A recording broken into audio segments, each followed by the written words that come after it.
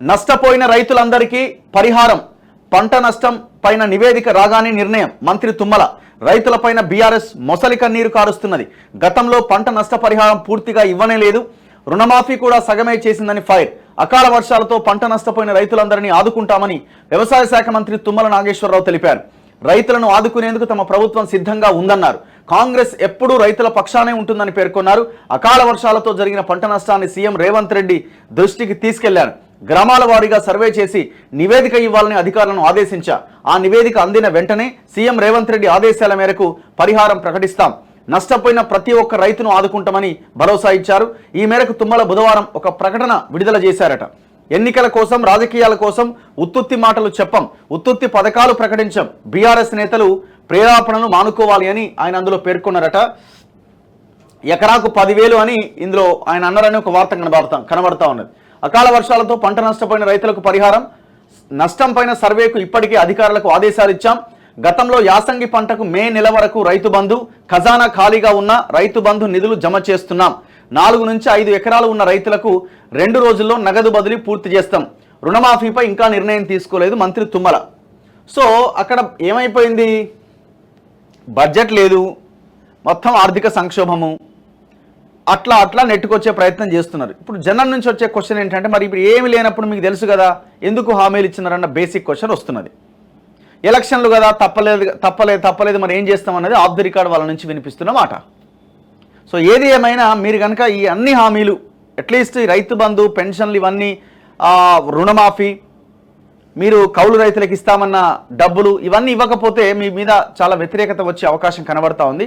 ఇప్పటికే ఎందుకు రావట్లేదన్న ఒక చర్చ ఉన్నది. ఇప్పుడు అల్టిమేట్గా ఏముంటుంది, అకౌంట్లో డబ్బులు పడ్డాయా లేవా అన్నదే చూస్తారు.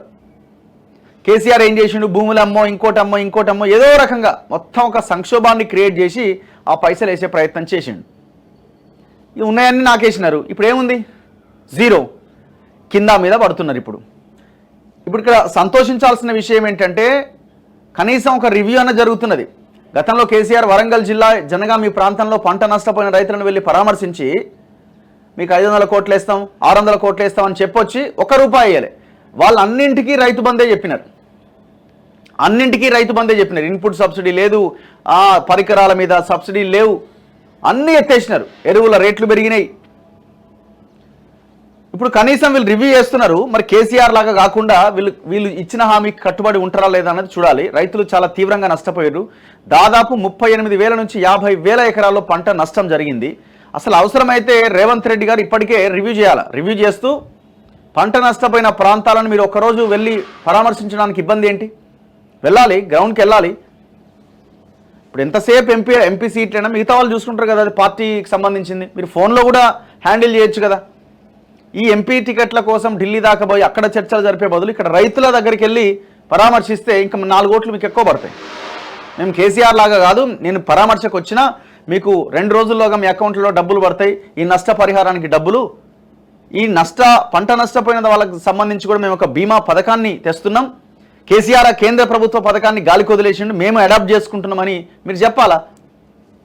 టికెట్ల కోసం ఢిల్లీలో తిరిగితే ఇక్కడ ఓట్లు ఎడబడతాయి. కానీ రైతులు చాలా ఇబ్బందుల్లో ఉన్నారు. రైతు బంధు కూడా కొంత ఆలస్యం జరిగింది.